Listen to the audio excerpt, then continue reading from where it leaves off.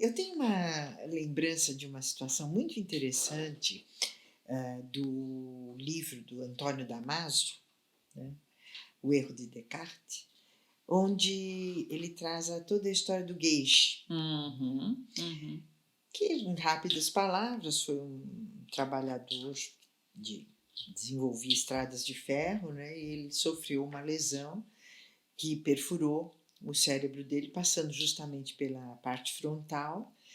E com todas aqueles as dificuldades da época, acho que isso foi em 1898, depois preciso conferir a data, mas ele foi curado assim, com compressas, né? Nós não tínhamos nem o antibiótico, e todo mundo julgava que ele iria ficar uma pessoa completamente sem condições de gerir a própria vida e tudo isso. E o que foi muito surpreendente é que ele foi se restabelecendo, mesmo com uma lesão frontal, e tomando conta da vida e fazendo as coisas que ele tinha que fazer, dando conta do trabalho.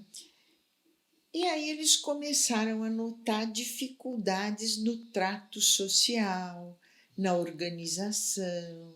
Ele começou a ficar uma pessoa mais impulsiva, né? Até. E era um homem educado, gentil, né? Exato. E acabou se tornando depois uma pessoa que agia sem pensar e falava coisas extremamente inadequadas, né? Em ambientes que também não deveriam ser ditos. Então, muito, muito E mudou no comportamento dele dele. após o acidente. Então, e isso quer dizer que ali eles começaram a testar, e todas as situações que eles testavam em laboratório, ele vencia bem, todas. Então começou a se ter uma intriga o que acontecia com ele. Na verdade, hoje a gente sabe que ele teve uma alteração do lobo frontal, de funções executivas importantes, né? Então todos os. E os testes laboratoriais não Exato, conseguiam captar, né, essas exatamente. dificuldades, Porque porque era ele uma, se saía bem, porque a inteligência dele estava íntegra. mas era uma situação fria. Exato, era uma situação onde não tinha o banho emocional, Não. então ele conseguia É. raciocinar. E a gente sabe que esse banho emocional é fundamental, associado, claro, a uma integridade, né, do aparato neurobiológico e, sobretudo, dessas funções frontais executivas que são o nosso cérebro social, nossa capacidade adaptativa, controlam a nossa consciência, né, a planificação dos nossos atos. Então, ali na situação fria não acontecia isso. Então, a questão que a gente tem aqui discutido internamente em relação ao método Raman, Dialogue e a própria TED, é que, na medida em que nós trabalhamos com experiências, situações experienciais em grupo, nós temos uma situação real world, quer dizer, quente. Então, essa transferência para a vida, ela se dá diretamente a partir de uma experiência vivida dentro do grupo, onde a principal implicação é a atitude de si diante de si. Eu tenho que me perceber agindo. Simone dizia: eu prefiro a expressão me perceber agindo. Uhum, uhum. O que quer dizer? Que a pessoa ela pode começar a perceber esse ensaio e erro, essa busca, como eu disse já em outras ocasiões, a questão da impulsividade, a questão da possibilidade de ter uma resiliência. Claro, Tudo olha, isso tem a ver com esse controle frontal. você está falando de um aspecto muito importante, porque hoje se fala muito em melhorar as funções executivas, em treinar algumas funções para melhorar memória, atenção e outras, né? Flexibilidade mental, controle inibitório, principalmente, né? Memória operacional. E quanto nós precisamos estar atentos se essa função que está sendo trabalhada, ela está sendo trabalhada de forma que possa ser generalizada nos outros ambientes da vida da pessoa. Porque muito acontece que se ela faz às vezes um treino computadorizado numa situação fria, né? Quer dizer, não tem o banho emocional, não tem o amiguinho provocando, não tem o ruído, não tem aquilo que os outros vão pensar dele, não tem nada disso, né? Então, eu acho que um grande diferencial dessas metodologias que nós trabalhamos é que justamente nós podemos trabalhar todo esse desenvolvimento funcional da maneira que precisa ser integrado com toda a experiência que a pessoa está tendo naquele momento, de troca social, de constrangimento ou não diante dos De um outros, imprevisto, Ana do Paula. Porque imprevisto. na vida você às vezes está falando e surge uma Exato. circunstância. Do que ele sentiu quando alguém disse alguma coisa a respeito dele ou não. Então, esse desenvolvimento da função é muito diferente de um treino de uma função. Então, eu acho interessante porque muitas pessoas não conhecem essa metodologia e não entendem, então, porque é uma metodologia complexa e nós vamos precisar falar muito dela para que as pessoas comecem a entender um pouco melhor, mas justamente como esse desenvolvimento das funções, primeiro, eles não ocorrem função a função. Porque justamente tudo está acontecendo ao mesmo tempo. Eu estou prestando atenção, eu preciso guardar algumas coisas na minha memória, eu preciso controlar o meu impulso, eu não devo falar isso agora ou não, ou eu devo. Então, eu preciso perceber que eu estou com fome, ou que talvez o sono esteja me atrapalhando, ou qualquer coisa que vai acontecendo simultaneamente nesses circuitos cerebrais Exatamente. e no nosso campo emocional E e isso, social. uma coisa que eu quero fazer uma parte no que você está falando, que é interessante também, é assim, a consciência de si, ela vem, né, quando você pode não só perceber precisamente, eu vou usar essa expressão, os elementos que vêm de fora, mas os sinais do próprio organismo. Né? Porque a pessoa começa a se perceber, inclusive assim, eu estou ficando irritado, eu estou ficando sonolento. Então, são percepções de estados internos. Então, a consciência de si passa pela percepção não só das ações ou das reações ligadas às ações do meio ambiente, como aquelas advindas do próprio meio interior. E você está falando justamente daquela famosa inteligência emocional do Damasio e dos marcadores somáticos. Exatamente. Porque esses são marcadores muito claros quando você fala de fome, sonolência, irritação, mas tem outros marcadores que às vezes as pessoas não percebem. Então, por exemplo, alguém falou alguma coisa, dá um friozinho na barriga, né? Aquilo parece aflitivo e a pessoa sente no corpo, às vezes a mão sua, às vezes a Mas pessoa ela não fica agitada e começa a bater os pés ou as mãos e ela pode ou não se dar conta do que está se passando Exato. neste mundo ela interno. não quando ela tem consciência de si, ela vai dizer, bom, eu estou ficando com medo. Um medo Ou ansioso. ansioso, qualquer, vamos dizer, algum sinal emocional que o organismo está dando, porque não é só a batida cardíaca, o sono, a alimentação. Não, são os sinais emocionais que chegam em relação aos quais a pessoa vai ter o que a gente pode chamar de controle inibitório, vai ter uma capacidade de resiliência para lidar com uma situação de ansiedade, ou de até depressiva, ver como é que ela vai lidar. Então, o manejo emocional depende muito de uma percepção refinada, não só dos elementos externos e das ações, mas das próprias reações internas do organismo. Né? Não só reações ditas, entre aspas, orgânicas, mas, sobretudo, os sinais emocionais, porque o corpo fala. Né? O corpo, eu digo internamente, vamos dizer assim, um enjoozinho de estômago, um mal-estar, de repente a pessoa fala, nossa, estou me sentindo tão cansada. Às vezes ela está entrando num estresse, mas ela precisa parar para perceber que ela está entrando num estresse. Então, isso é a verdadeira consciência de si, consciência dos meus atos, porque é como eu me expresso no meio, e daquilo que se passa na minha mente, com sinais, muitas vezes, orgânicos.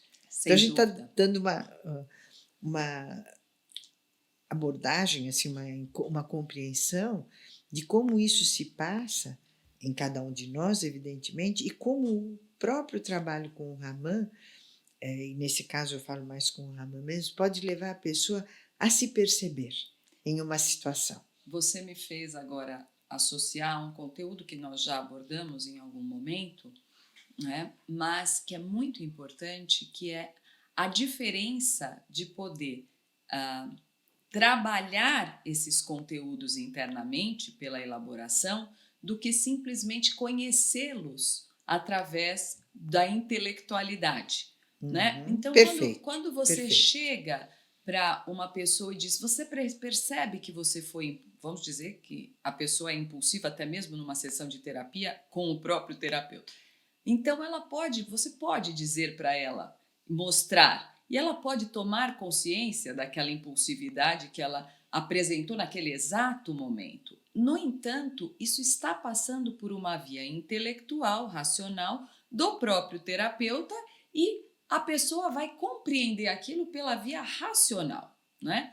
Quando nós estamos numa vivência experiencial, Quente. quente, no banho, né, emocional daquela situação, no real world, né, que a gente está ali, a pessoa ela não vai só entender aquilo, ela vai processar toda aquela situação de Metabolizar, impulso vamos dizer. ou de dificuldade de controle ali, ou ao contrário, de uma, né, enfim, qualquer coisa que surja de rigidez mental, por exemplo, ela vai se dar conta por ela mesma, pela experiência dela, aquilo não está passando pelo viés do intelectual de uma outra pessoa que vai, Até, né, tem todo um caminho Paula, que ele é direto. é É direto. direto. E muitas vezes eu acho interessante dizer isso, não passa pela via da consciência do pensamento É isso formal. que eu ia falar. Interessante, porque Exatamente. justamente parece que é uma via direta. A pessoa simplesmente reage àquilo sem mesmo que aquilo passe pelo processo formal de pensamento, e aquele processamento é que vai permitir que algo aconteça diferente. Exato. Não é a tomada de consciência, ela pode ser um caminho, a tomada de consciência intelectual. Mas quantas vezes nós observamos, inúmeras nesses tantos anos de trabalho, quantos processos acontecem numa via direta, né? Eu nem sei como trazer palavras para explicar, mas é isso, uma via direta que não passa pelo pensamento racional. Não passa pela consciência imediatamente. Eu acho que o Raman tem um trabalho, vamos dizer, um campo muito complexo para falar, mas eu vou falar rapidamente. Ele age de uma maneira inconsciente num primeiro momento, porque ele está trabalhando com estruturas neuropsicológicas e estruturas mentais. Ele não está trabalhando com um conteúdo. Essa é uma diferença grande. Total. Tá? A pessoa vai trabalhar num campo, entre aspas, neutro. Vamos dizer, um exercício. Um exercício que tem uma base cognitiva, tem uma base motora, o social, porque é feito numa situação específica de subgrupo, etc. Então, toda essa rede, vamos dizer, de conexões neurais, ela vai trabalhando e se reorganizando, vamos dizer. O que faz com que a pessoa comece a, por exemplo, ficar menos impulsiva. Não é por decisão serei menos impulsivo. Não, ela começa a arranjar outros caminhos para uma via de elaboração. Porque o que a gente sabe? Por exemplo, a impulsividade, né? Ela, vamos dizer, chega um estímulo, vai para os processamentos das diferentes vias sensoriais e depois perceptivas, né? Tem uma organização central desses dados e a gente tem uma diferença muito grande, porque quando o impulso vem com muita força, as funções executivas não têm capacidade de, vamos dizer assim, de lidar com este impulso, né? E lembre-se, vamos lembrar que a consciência de si está dentro de funções executivas, eles saem diretos pelos mecanismos dos gânglios da base, que são mecanismos motores, e se transformam numa ação impensada. Quando todas essas percepções, após o processamento dos diferentes sistemas cerebrais, vêm, né, tomam o caminho, as funções executivas se apropriam dessa condição, é um processo elaborativo. Então sai uma resposta socialmente adaptada, organizada, pertinente à pessoa. Pertinente mesmo a ela tomou decisão. Tem um momento do processo que isso ainda é vamos dizer assim, o caminho de fortalecimento, vamos dizer assim, de aprimoramento das funções executivas ainda não está consolidado. Então, nós vamos ter uma oscilação do comportamento. Por isso que eu disse, não é consciente. Eu quis explicar do ponto de vista neuropsicológico, para a gente não entrar em outras vertentes psicoterápicas, psicanalíticas, etc. Estou falando bem de um processo de como o neuropsicológico e o mental estão associados num programa, vamos dizer, que trabalha com funções neurodesenvolvimentais para estimular o aprimoramento do aprender a pensar, né, que é pela via das funções executivas. E isso traz à pessoa uma outra possibilidade, né, adaptativa na vida, de reflexão, que existe, que eu gosto muito desse conceito, da agentividade, que a agentividade é a capacidade da pessoa poder ter consciência dos seus atos e tomar as decisões para poder levá-los a cabo, de acordo com os seus objetivos.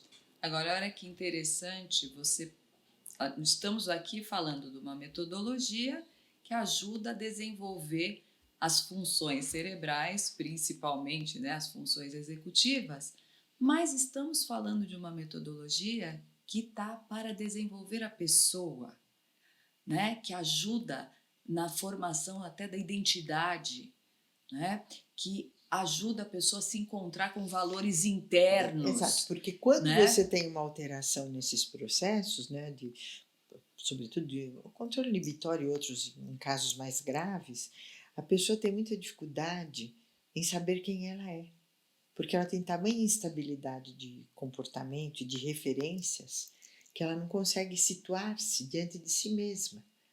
E todo esse refinamento, vamos dizer, perceptivo, esse enriquecimento das diferentes relações que se estabelecem no grupo da pessoa com ela, com os colegas, com o terapeuta, com os materiais, com os exercícios, é um banho emocional no qual a pessoa precisa, para sobreviver, vamos dizer, ela vai ter que buscar os seus próprios recursos, onde eles também são mobilizados, não? Ela vai buscar conscientemente. Esses recursos são mobilizados. Eu acho então chega nessa questão da pessoa.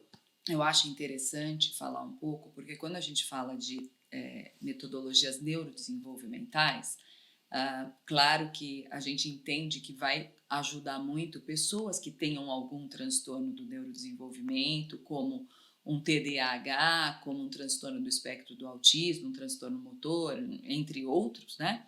Mas eu acho que o fundamental é a gente poder dizer que todos nós estamos precisando desenvolver o nosso neurodesenvolvimento, vamos dizer, ajudar o nosso neurodesenvolvimento a tomar caminhos que não são só de afiar as ferramentas, mas principalmente de encontro consigo mesmo. Porque acho que é importante a gente falar que estamos num mundo onde é muito fácil as pessoas se perderem de si mesmas, né? A velocidade da informação é muito acelerada, a quantidade de estímulo para as crianças é extremamente alta, né? A influência das redes tem sido muito danosa e em algum momento nós vamos falar sobre isso também, né? O quanto é muito fácil você se ater a tudo que está acontecendo e ter que ir entrando nesse trem que está correndo sem poder olhar para si mesmo e decidir qual é o trem que eu quero entrar. Porque para decidir qual é o trem que eu quero entrar, eu preciso conhecer o que tem dentro de mim. Eu preciso saber o que é que vai fazer vocação, sentido a minha... Não no sentido profissional, mas aquilo que tudo, emerge tudo. de si mesmo. Sim, né? Eu falo vocação nesse sentido. Aquilo que faz sentido, o meu propósito.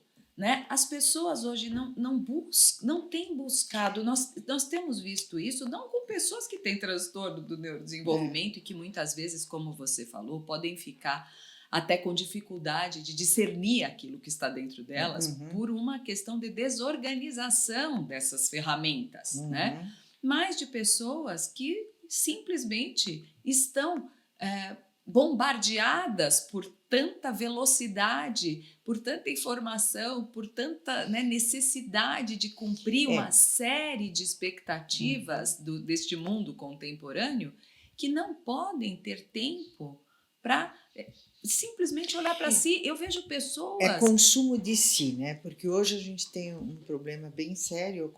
Eu acho que isso que você está falando é muito importante para a gente conversar muito. Uhum, Porque as pessoas ou elas pertencem a certos grupos, a uhum. certos guetos, né? Hoje é o que essa fragmentação das mídias está trazendo, uma fragmentação social, né? E a pessoa que tiver uma expressão diferente, ela é cancelada, ela não pertence, né? Quando nós trabalhamos o pertencimento o tempo todo da pessoa a uma situação, a si mesmo, né? Esse senso de lugar, né? O meu lugar no mundo, o meu lugar neste grupo, e eu falo que o corpo é o lugar do eu, né? Que eu escrevi sobre isso. Eu acho que a gente tem que trabalhar muito porque há necessidade das pessoas filtrarem.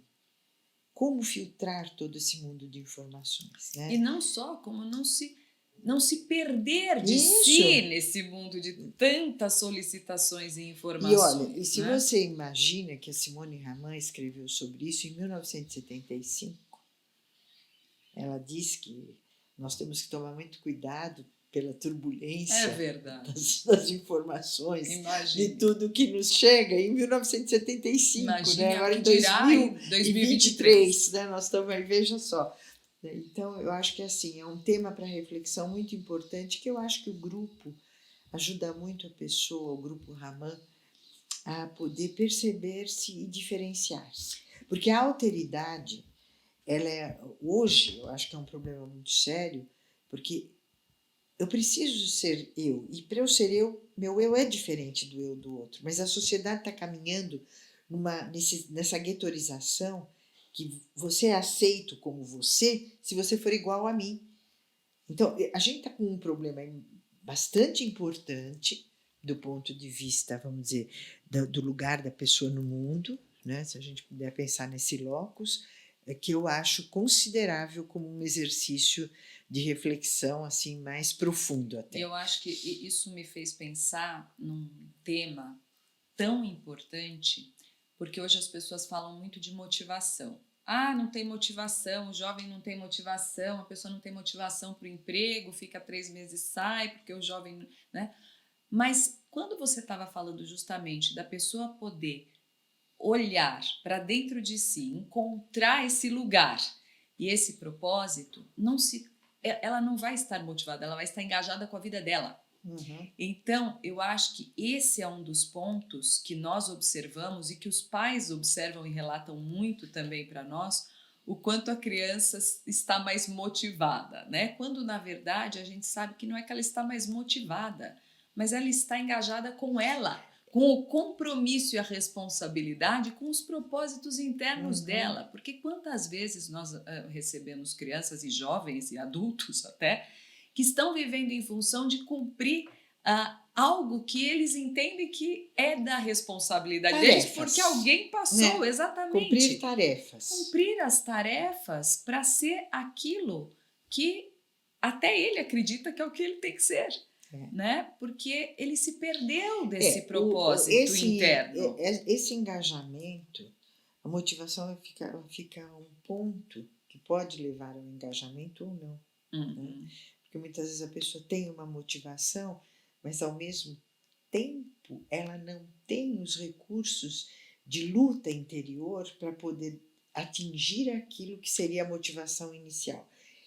Dentre Nem a essas ferramentas. esperança, né? Nem a Exatamente. esperança. E, dentre essas motivações, a esperança, muito bem falada, é uma delas, mas tem toda a capacidade da pessoa de tolerar, de saber esperar, que tem a ver com o que a gente está falando também um pouco das telas, porque hoje Uhum. você bate um toque do seu Uhum. dedinho, você tem o que você quer. Uhum. Então a gente está vivendo uma transformação no mundo contemporâneo que essa questão do sujeito, da pessoa, do lugar, do eu, é muito complexa. A pessoa se engajar com ela. Será que eu estou falando em primeira pessoa? E sempre a nossa primeira pessoa é um pouco de nós todos, porque nós vivemos uma intersubjetividade, vamos dizer assim, uma troca de experiências mútuas, mas quando esse eu, que é na verdade um nós,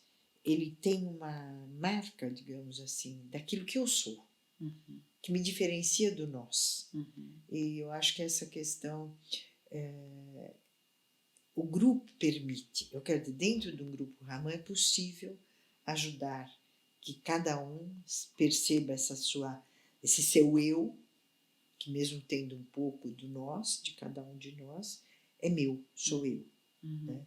É Uhum. muito difícil o conceito de identidade, porque ele sempre é muito abrangente, Uhum. né? Uhum. E ele abarca várias questões.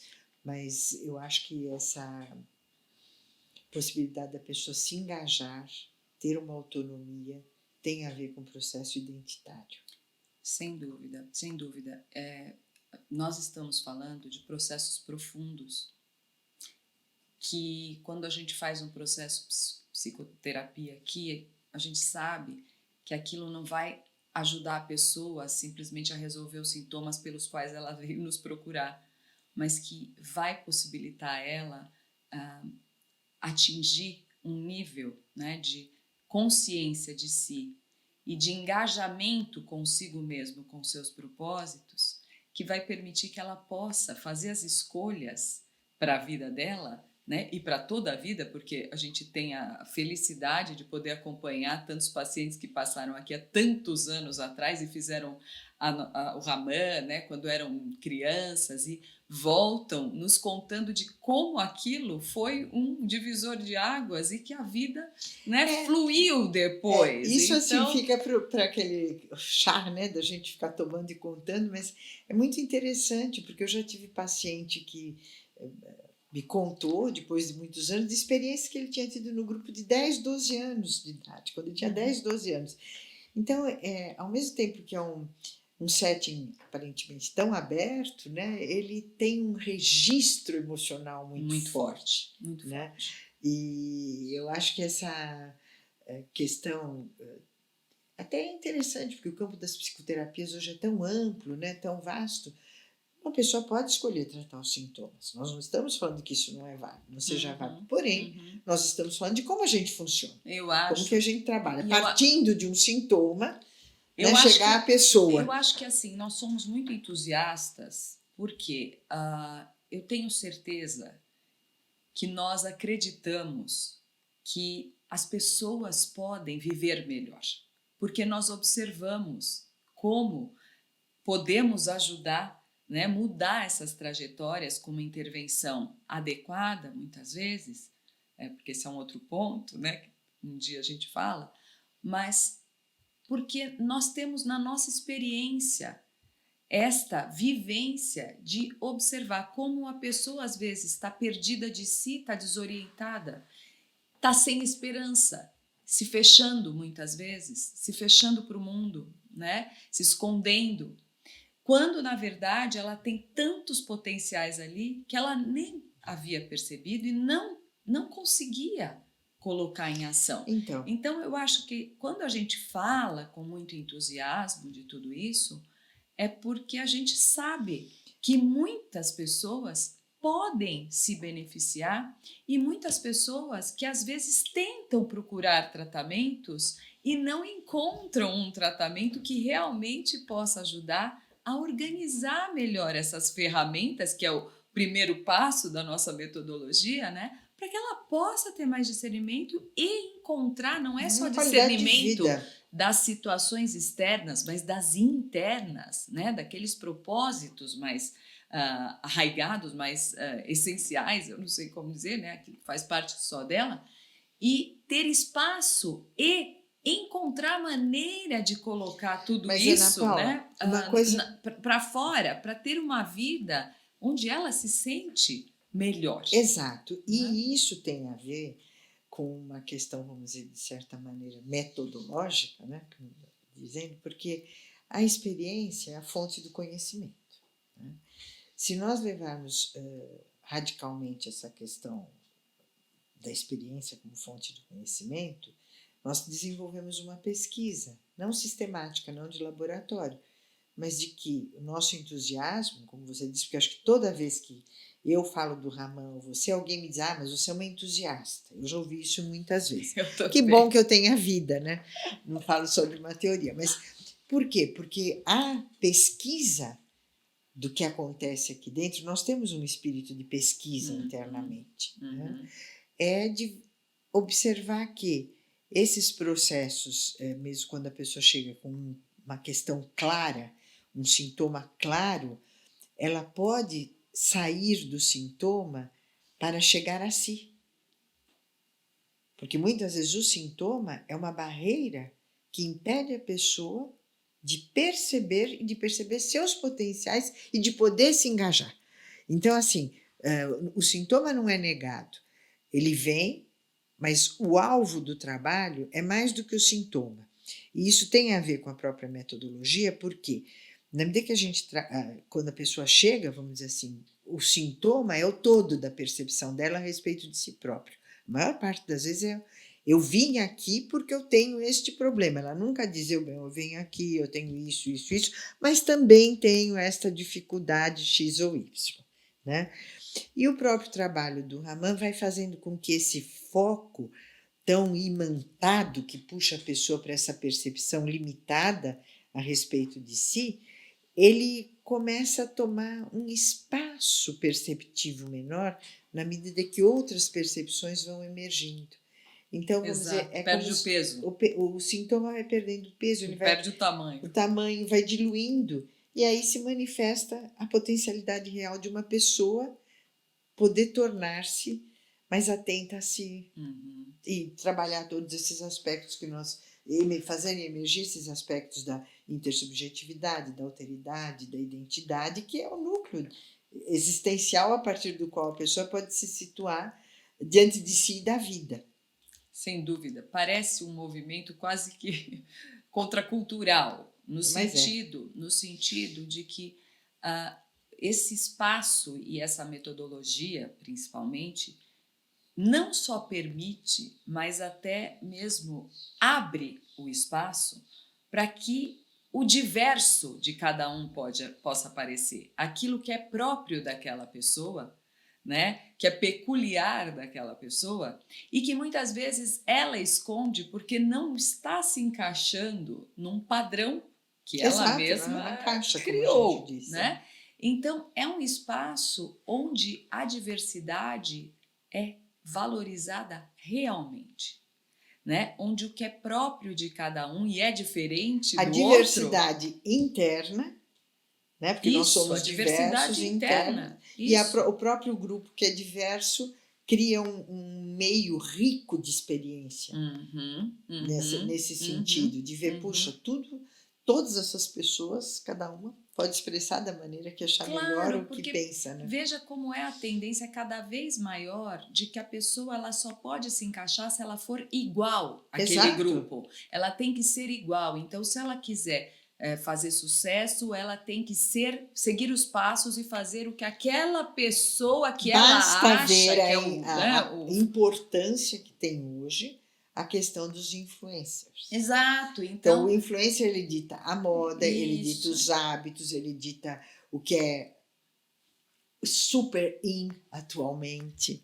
Então as pessoas começam a correr atrás de modelos e na medida que correm atrás de modelos, elas esquecem de si. Esquecem de ver o que tem dentro delas. E, aliás, não só esquecem, não dão o menor valor. Não, nem percebem. Não dão o menor valor, não buscam, não olham. Não... Porque é isso, quando eu disse do movimento contemporâneo, eu acho que tem este problema.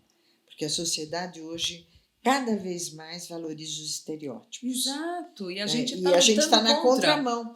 Então, nós estamos, nesse sentido, tem absoluta clareza, nós estamos numa contracultura. Em relação a esta cultura da mesmice, da repetição e da igualdade do estereótipo. Sem dúvida.